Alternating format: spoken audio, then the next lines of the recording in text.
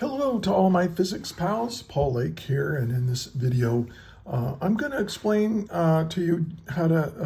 explain to you just enough integral calculus to get you started in your calculus-based physics class. And who am I targeting here with this video? If you're in a calculus-based physics class, but you're taking calculus for the first time concurrently with that physics class, it can be a little troubling at the beginning because you are going to need to be able to do some basic integration. So what I'm going to create here is a little primer on explaining what is an integral, or what is integration. We're going to restrict ourselves strictly to the power rule, and if you don't know what that is, don't worry about it. That's what I'm going to explain. And the specific application of integration that I'm going to use here is how to find the displacement given velocity as a function of time, and we're going to use lots of examples to do this. So let's get started. And by the way, this is not a replacement for a calculus class by any stretch. All the stuff that you learn in your calculus class, very important. I'm just kind of simmering it down to the bare essentials that you need just to get started.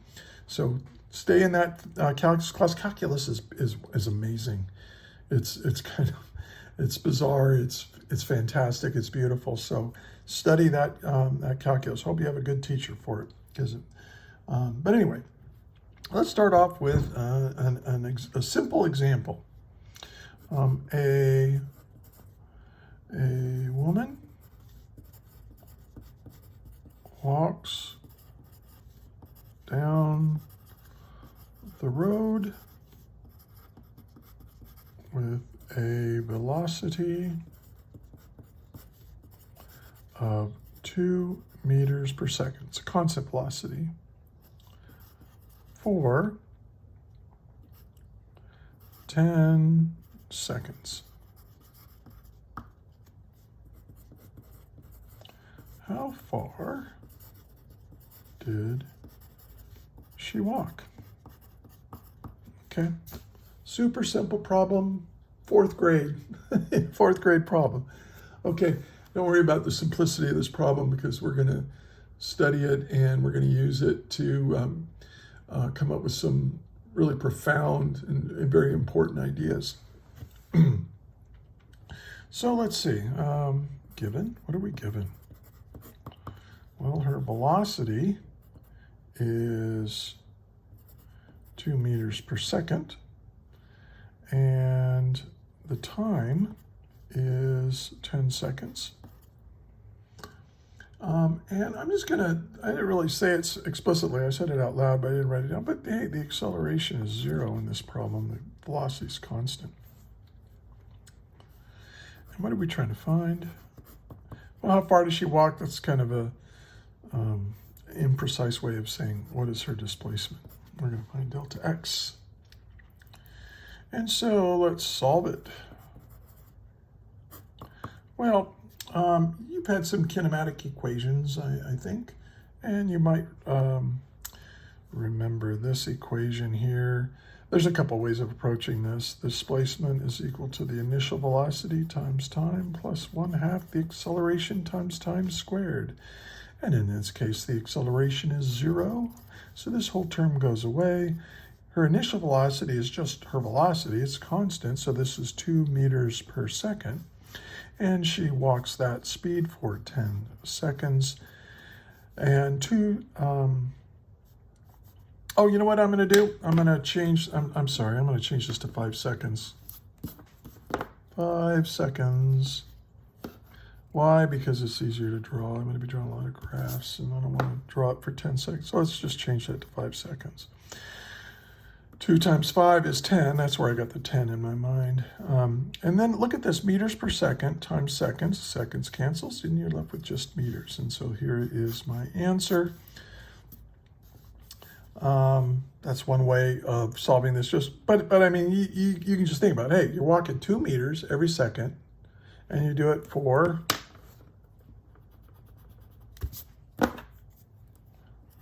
5 seconds. So that's 2, 4, 6, 8, 10. 10 meters. Simple, right? Well, you know, one thing we do in physics, we take the obvious and the simple and we try to make it as complicated as possible. So let's do that by drawing a graph.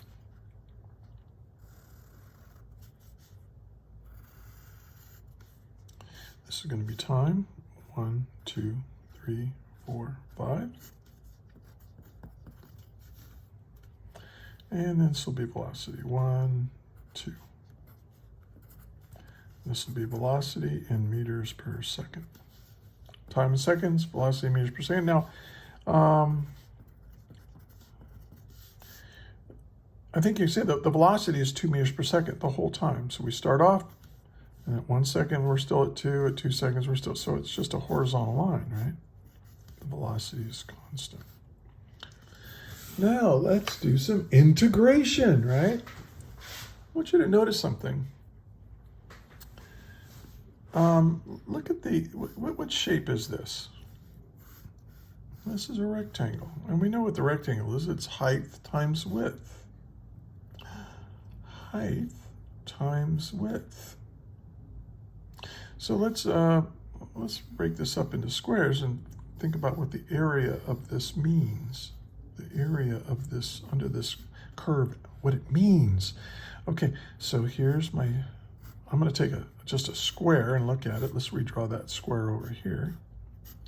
And you can see that I'm using a length right here, this length, but it's not like, it's representing time. This is 1 second of time from here to here. So I'm representing time with a length. Okay, well, we do that all the time. And this right here, this length is going to represent velocity. And how much velocity? Well, from here to here is 1 meter per second. And since this length isn't length, it's time, and this length isn't a length, it's velocity, it shouldn't be surprising that this area is an area. It's, well, 1 times 1 is 1, and a meter per second for 1 second, that's 1 meter. So this represents, each square of this represents 1 meter of displacement. And when, you know, so when I look at the whole area under this graph, we can see that, oh, I've got 1, 2, 3, 4, 5, 6, 7, 8, 9, 10 meters of displacement. And that's what integration is. Look what I have. I have a quantity here that is equal to the product of 2 other quantities, velocity and time in this case. When you have a quantity that is a product of 2 other quantities, you can use integration to figure out what that third quantity is. Now in this case, it's pretty simple because this velocity is a constant. It doesn't change with time, you know. But what if I had a, what if I had a different problem? What if the woman now starts off like this? So here's 1, and here's 2. This is still velocity meters per second. And this will still be 1, 2, 3, 4, 5 seconds. Well, what if she starts off at 0, but she constantly increases her speed at a steady rate, like this? And well, I think you can see that if I try drawing these little squares, well, I'm missing a bunch of them, right?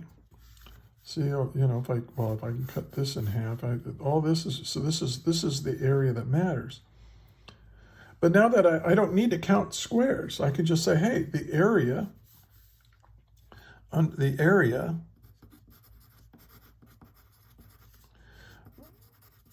under a velocity versus time graph represents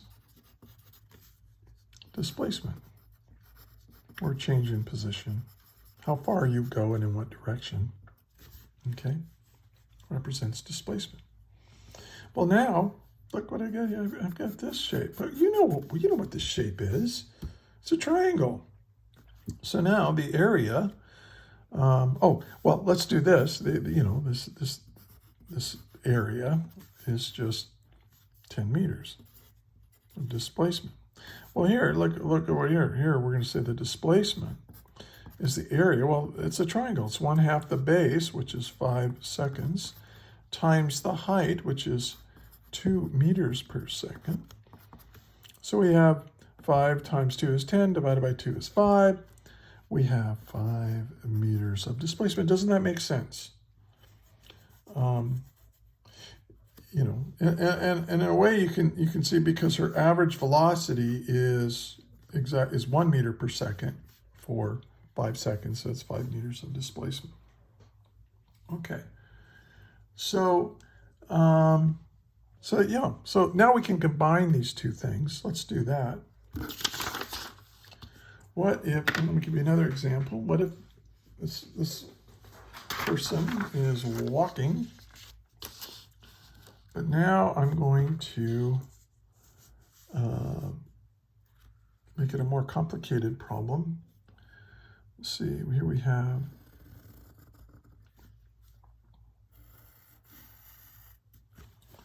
so I'm still going to have 5 seconds. 2, 3, 4, 5. Time in seconds. But now I'm going to have a lot more velocity here. I'm going to go 1, 2, 3, 4, 5, 6, 7, 8. 2, 4, 6, 8. And this is velocity in meters per second, time in seconds. Now let's suppose she starts at 2. But at 5 seconds, what we find is that she's now at 8, moving 8 meters per second, but she steadily increases. So this, again, constant acceleration. Okay, what is her displacement now? Well, we can use a kinematic equation. We can say, okay, well, displacement is equal to the initial velocity times time plus 1/2 the acceleration times time squared. Okay, well, I need, in order to do that, I need to figure out what the acceleration is, right? I know what v0 is. The velocity when time equals 0 is just 2 meters per second. And I know what the time is, that's 5 seconds. But she was steadily increasing her speed. Let's figure out what that acceleration is. Remember that acceleration is equal to the slope of that line, which is delta v over delta t. And we just use the whole thing here. This is 8 meters per second minus 2 meters per second, right? That's final minus initial. Final is 8, initial is 2. And then delta t, well, we're just going to go from 0 to 5. So that's just going to be 5 seconds. And 8 minus 2 is 6. 6 divided by 5 is 1.2. And look what unit, meters per second, every second, or meters per second squared. And this is my acceleration. So now I can use the kinematic equations to figure out what the displacement is. Let's go ahead and do that quickly. This is 2 meters per second times 5 seconds plus 1/2 of 1.2 meters per second squared times 5 seconds squared, 1/2 AT squared. And if you do this, you get 2 times 5 is 10 seconds plus, and if you do this, you get 25 divided by 2 is 12.5 times 1.2, and I have already done this, and I got 15 seconds. Is that driving you crazy? I'm sorry. I make little mistakes all the time, and I can't start over every time. This is actually the second time I've tried to do this, so I made a big boo-boo. No, big boo-boos, I do them over again, but little boo-boos, okay, you have to live with that. So the displacement should be 25 meters, given using the kinematic equation. But now let's use integration. And integration says if you have a function, find the area of that function, and that area should be equal to the product of velocity times time, which is displacement. So I think you can, let's break it up into a rectangle and a triangle. I'll call this delta x1. Well, what is this area? It's the height times the width. Oh, okay, there's our 10 meters that I've been doing over and over again. But now let's look at this. Well, this is delta x2. It's 1/2, triangle's 1/2 the base times the height, right? 1/2 the base times the height. Well, 1/2, and what is the base? 5 seconds. And what is the height? Well, we went from 2 to 8. So what is this height right here? It's not 8, it's 8 minus 2. You have to subtract this 2. And so it's 6 meters per second. Well, this 5 times 6 is 30. Second cancels seconds, I'm up with meters. So 30 divided by 2 is 15. And so I do indeed get 10 meters plus 15 meters is 25 meters. So really, this equation is just kind of this rectangle is represented by here, and then this is my displacement because I had initial velocity, and this is my displacement because I have acceleration. And you add the two displacements together to get your total displacement. But calculating areas and figuring out what that quantity is based on the area, that's what integration is at its most basic, simplest level.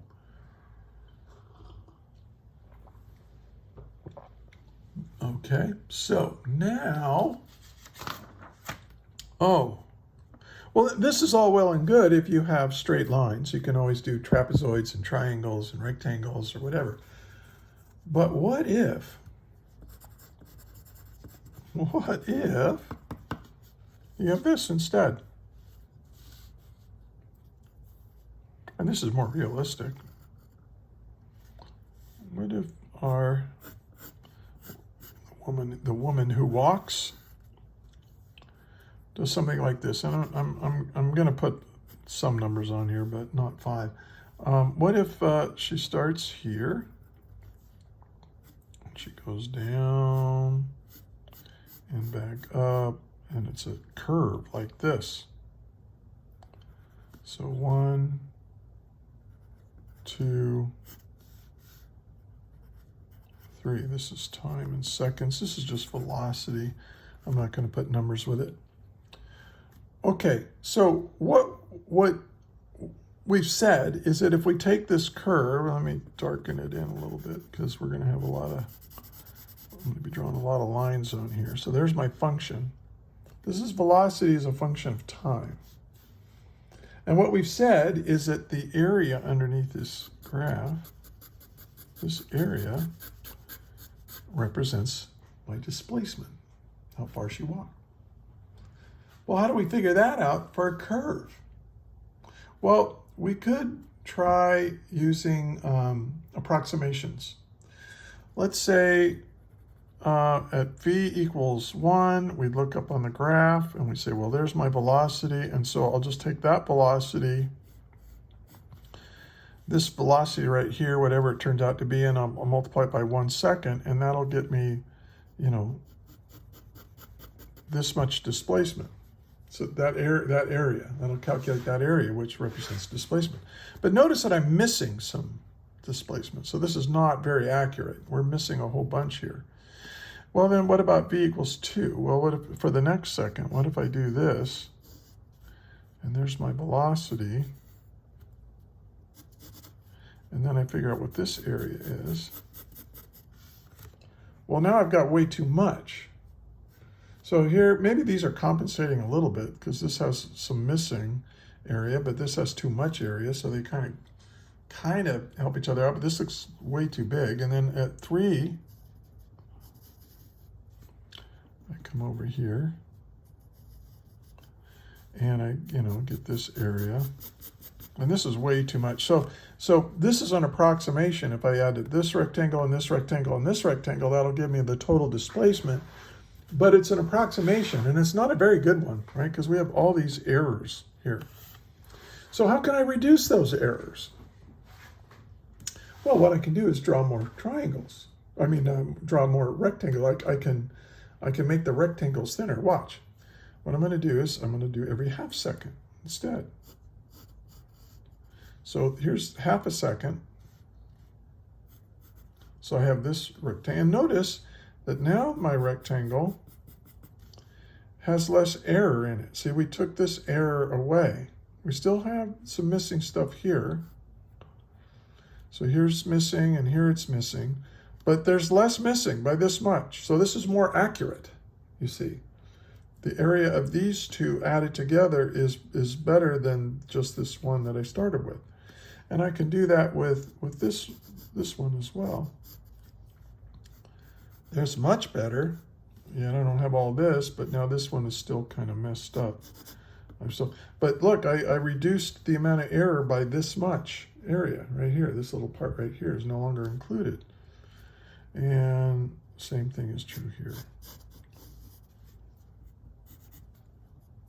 So I think you can see that by making by splitting these up into smaller and smaller rectangles, I can reduce the error. So now let's do it again. So you can see that when I do this, now the error is quite small. Here, there's almost no error. And then by cutting this in half, look at all that error I reduced. I took out all that error and again, reducing the error with each rectangle. So I reduced it by that much, and I can just, so what are we doing here? Oh my gosh. Well, if I really want to get this as accurate as possible, I'm going to do it again. Just split it up into more and more rectangles. And then add all the areas of all the rectangles together. So I can say that if the area underneath here represents displacement, then I can say that the displacement, delta x, is equal to the sum, right? You've seen summation notation, of each velocity times the little delta t. Now the delta t is the width here. So v, and let me actually make this a little more rigorous. This is the velocity at some time times the delta t I'm using. And the delta t is just the width. So I'll say that that's my delta t. And then this right here, well, let me redraw it. Let me draw it right here.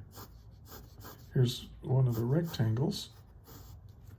So this is delta t, and then this is velocity at some given time. So there's my time.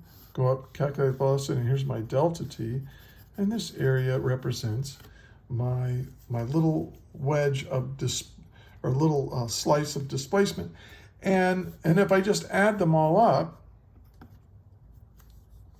y equals 1 to however many I've added, I can get a more and more accurate estimate of what the area underneath this graph is, and therefore what my displacement is. But what if I want it exact? What am I going to do? Well, what I'm going to do is I'm going to split this up into essentially an infinite number of rectangles. I'm going to let delta t shrink. I'm going to let it go to 0. It isn't equal to 0. It goes to 0. It's a very interesting idea, this idea of the limit, right? Take the limit. Take the limit of this as delta t goes to 0. And what we do is we get the skinniest possible rectangle. So I'll just like pick a rectangle right here.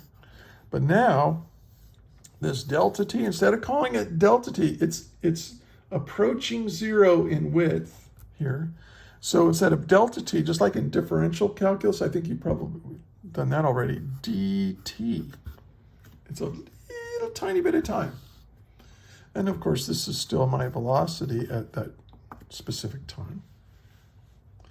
Now, this gives me this velocity times this little tiny chunk of time. Well, this gives me a little tiny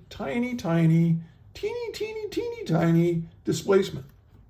And instead of calling it delta x, we call it dx. So the area of this, it's infinitesimally small, but that is an infinitesimally small displacement is equal to my velocity times an infinitely small or infinitesimally small time. Hope that makes sense. Now, how are we going to figure out what the overall displacement is? We're going to sum them all up. We're going to sum all of these little infinitesimals up. We're going to sum them all together. Sum. This is the integral sign, and you've probably seen it before. It's a symbol that we use in integral calculus to represent the sum of all my little displacements. That gives me my overall displacement. So if I sum up all my displacements, I'm going to get my, by summing all the velocities times all the little tiny times.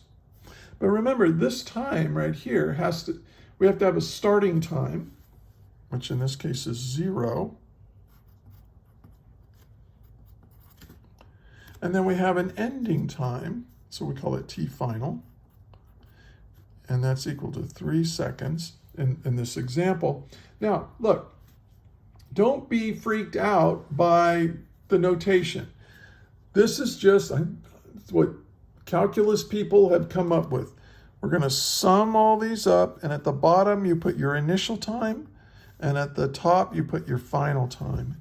And then you use this to figure out your displacement. And this is the kind of the basic idea. This is what we're going to do. This is how we're going to calculate the displacement given velocity as a function of time between two times.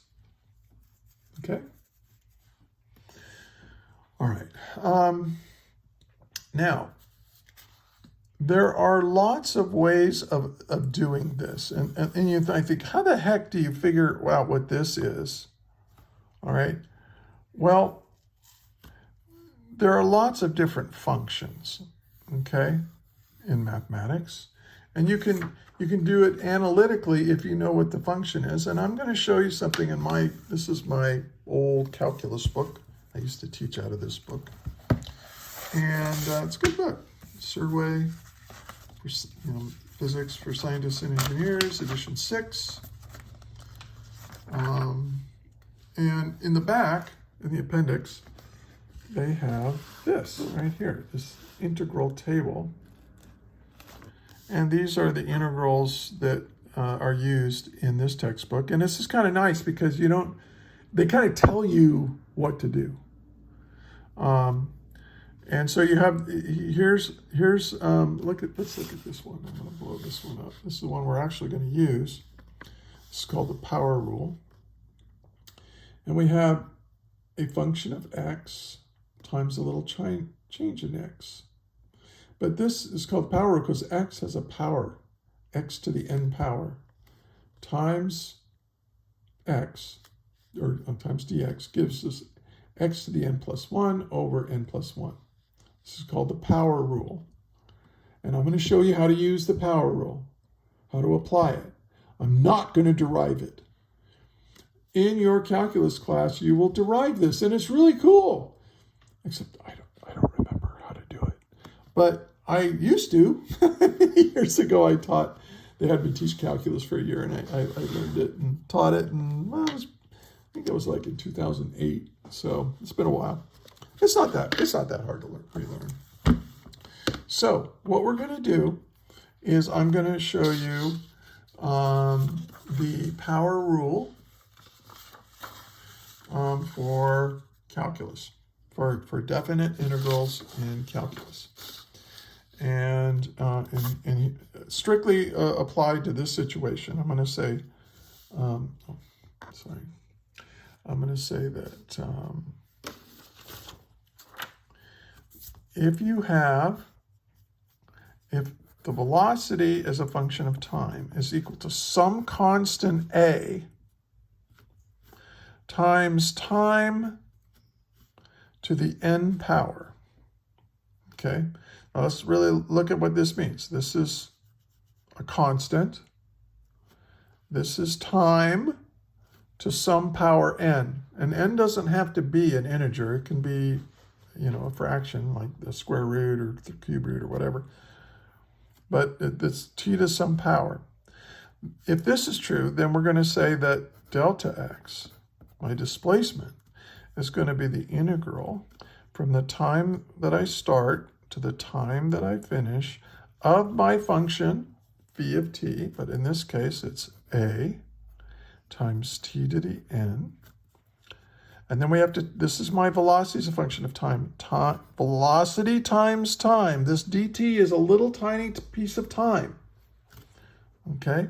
Velocity times time is displacement. But in this case, our velocity is a function of time.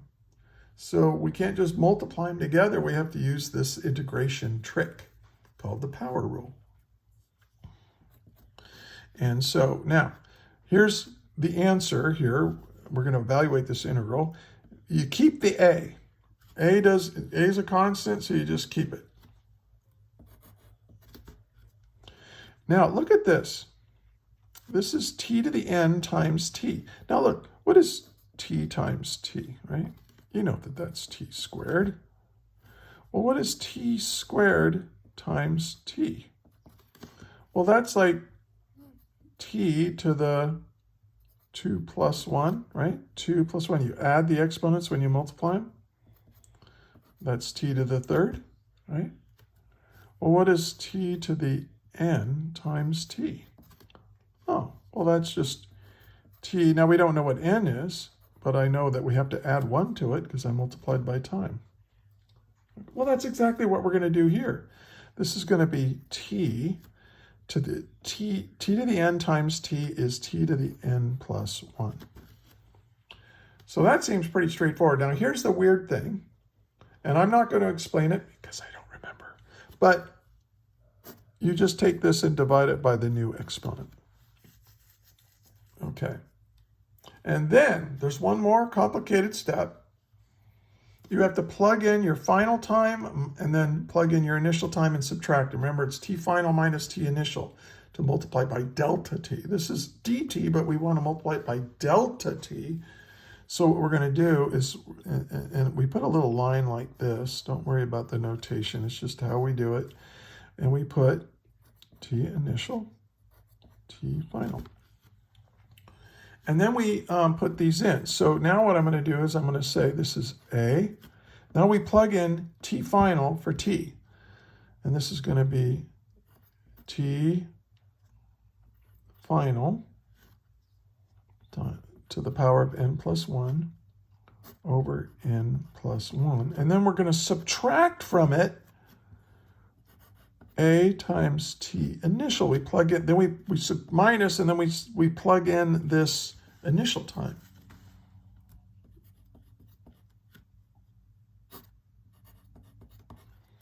And we have to remember to do that, okay? And then you just plug in the numbers, whatever they happen to be for the specific problem you're doing, and you'll have your answer. You'll have your displacement. Okay. Now this is a lot. So what I'm going to do is I'm going to go through several examples now, and then I'm going to have a worksheet associated with this video for you to practice, like I think 7 different problems of varying complexity, to just to practice doing this. Okay, so what do I want to do first? Well, let's do the easiest possible integration, and you would never use integration to do it. Get my papers together here. I'm just going to do the problem that we started with. So here's example 1. Let's given. Remember the very first thing we did? Where was that? Where I said the velocity is just constant, 2 meters per second. Let's do that. So the velocity is equal to 2 meters per second. Okay. And we're gonna say that t initial equals 0 and t final equals 5 seconds. And we want to find my displacement. Well, one thing to remember, if you want to, let's solve it, but we're going to solve it using integration now, using that power rule. And the power rule says that delta x is equal to the integral from t initial to t final of my velocity times time. Now watch what I'm going to do here. I'm going to do a little trick. We know what t initial is, it's 0. And we know what t final is, it's 5. But what is my velocity is a function of time? Well, it's 2 meters per second. But now I'm going to express it as a power of I'm going to multiply this times t to the 0. Right? Does that make sense? T to the 0. Because t to the 0 is 1. Anything to the 0 power equals 1. So I'm just going to do it like that. I mean, if you were solving a problem, I wouldn't expect you to actually do this. I'm just showing you here. And this is times dt. Well, now let's do it. We've got 2 meters per second times time to the 0 times time. So that's 0 plus 1. So we keep the 2 meters per second. And then we have 0 plus t to the 0 plus 1 is just t. And then we're going to evaluate that from 0 to 5 seconds. And then remember what I said to do. You plug in the 5 seconds. You plug in your final time, 2 meters per second, times your final time, minus 2 meters per second, times, well, then now you plug in your initial time. But this is times 0, right? So this just goes away. 2 times 5 is 10. Seconds cancels and you get meters. Just what we've done this 3 different ways now, I think. Okay? So really, really simple. Now,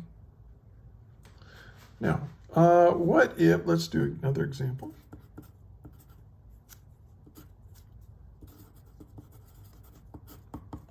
What if my velocity function is equal to 1.2 meters per second squared times time?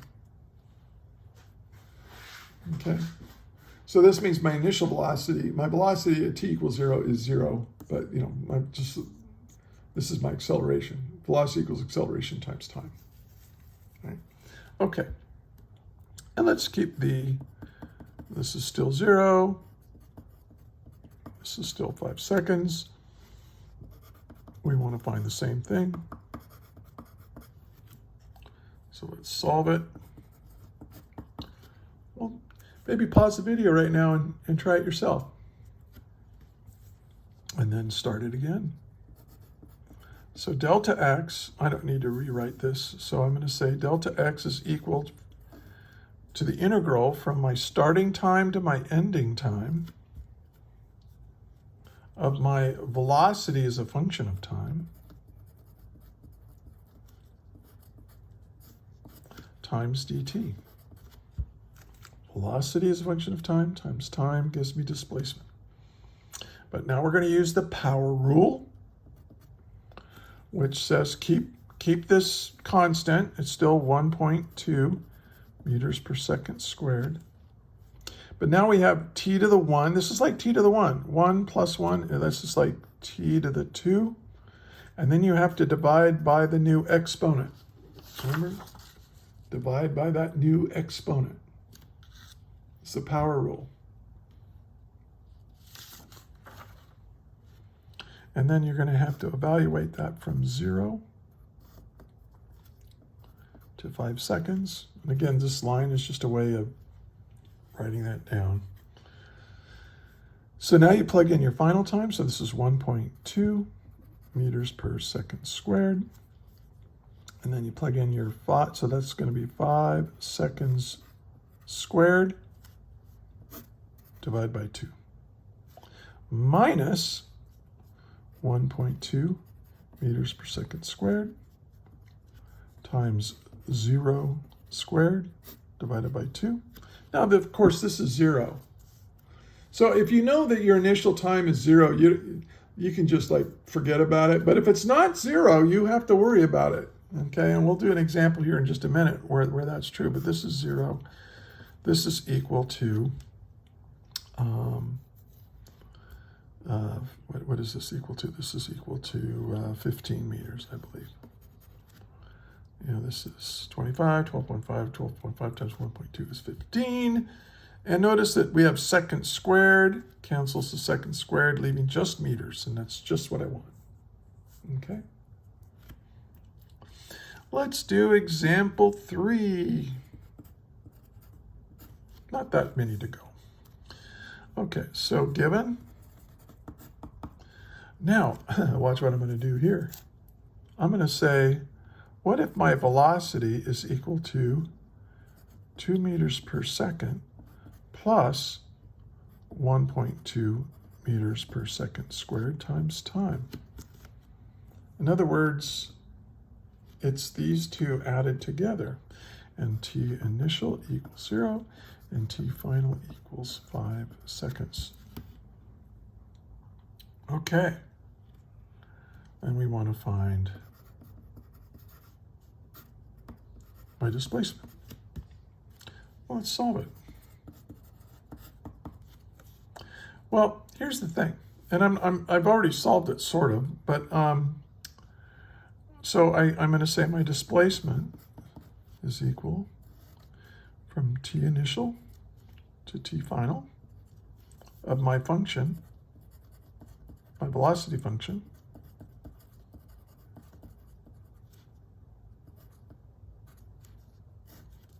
there's my velocity function right there, times dt. Now the cool thing is, and again, you're going to get this in your calculus classes, you can distribute the integral and the dt and make this two separate integrals. Now people usually don't formally do this, but this is like 2 meters per second times dt.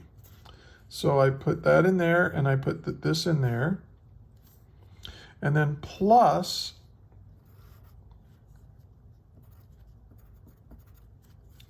the second part of my equation, my expression for the velocity as a function of time. Okay. And so really, when you have it like this, it's the area due to your initial velocity, and then this is the area due to the acceleration, you know, using calculus. And of course, we've already done this. This is equal to 10 meters. That's from this example. And then this is equal to 15 meters. So once again, we get that 25 meters. Okay. Hope that's Making sense? And if you do have any questions, leave it in the comments. I answer every comment. And hey, if you're finding this useful, please subscribe to the channel. Like the video. That's a nice way of saying thank you, because I don't make any money doing this. And yeah, and maybe share it with some friends or with your teacher. Share it with your teacher. Maybe he or she will use my videos. I'd be honored if they did. I'm a retired physics teacher, and yeah, and I love teaching, so that's why I'm doing it, like doing this now. And I'm a tutor, so look in the description for a way to get a hold of me. All right, let's do this is getting to be a really long video, so let's do one where the time isn't 0. So I'm going to do 2 more examples. Let's say that my velocity function is equal to, let's do like a free fall problem. Negative 9.8 meters per second squared times time. Okay. And let's say we drop this thing, but we want to know how far does it fall if t initial equals 2 seconds and t final equals 5 seconds. So what I want to know is how far does it go from 2 seconds to 5 seconds, not from 0 to 5. Okay, and you might think, what the heck? And then fine, I'm going to call this delta y because it's a free fall problem. It's falling down in the y direction. So now, of course, you could use the kinematic equations to do this. You know, that's okay. But I want to show you how to handle this when t initial is not 0. And I want to do it with a fairly simple problem. So my displacement is equal to the integral of my initial time to my final time times my velocity function times dt.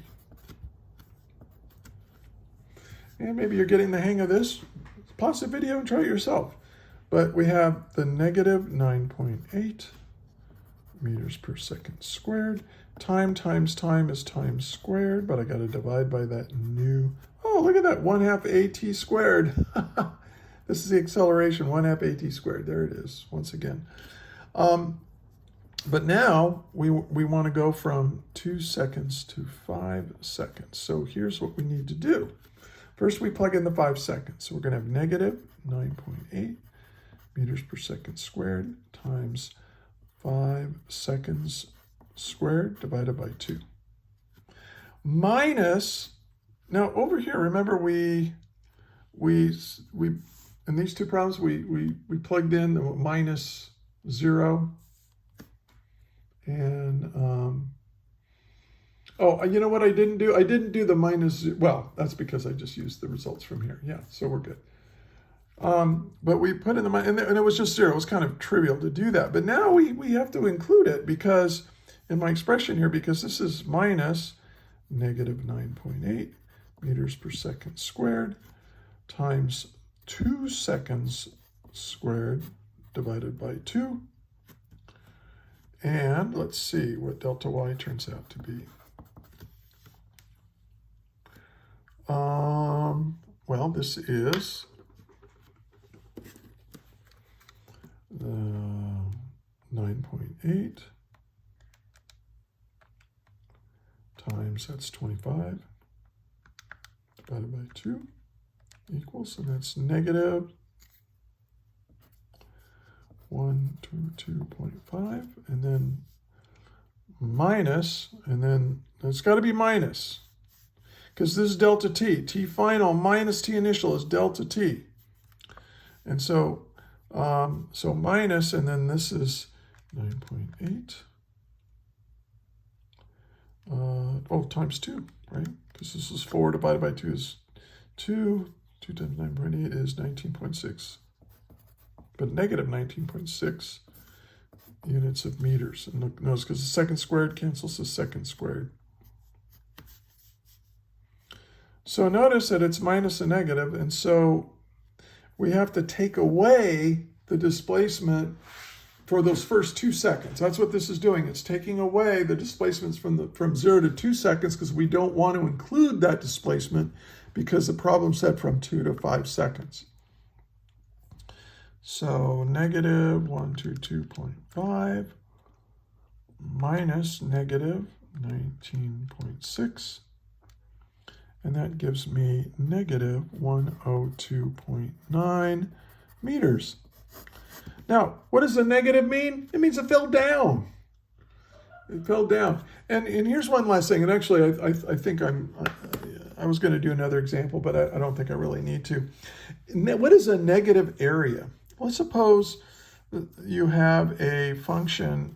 If you were to graph it, here's velocity as a function of time. Maybe you have something like this. Maybe it starts here and it goes down like this, like a sine wavy kind of thing. Well, we quite often will use a shortcut of saying the area under the curve. And you might say, well, here's the area under the curve. But what about here? Well, that would be all this, wouldn't it? Well, that goes to infinity. No, you don't. This is not what they mean. What they mean is the area between the curve and your time axis. So this area. Now this area is negative. And in a velocity versus time graph, if you have a negative area, it just means a displacement that's to the left or down, if you make down negative.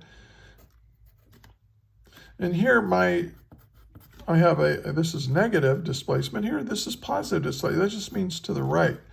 So, if you go to the right and then you go to the left, well, they're going to subtract from each other, right? They're going to cancel each other out. Maybe you're not going to get anywhere. But a negative area just means a displacement in the opposite direction.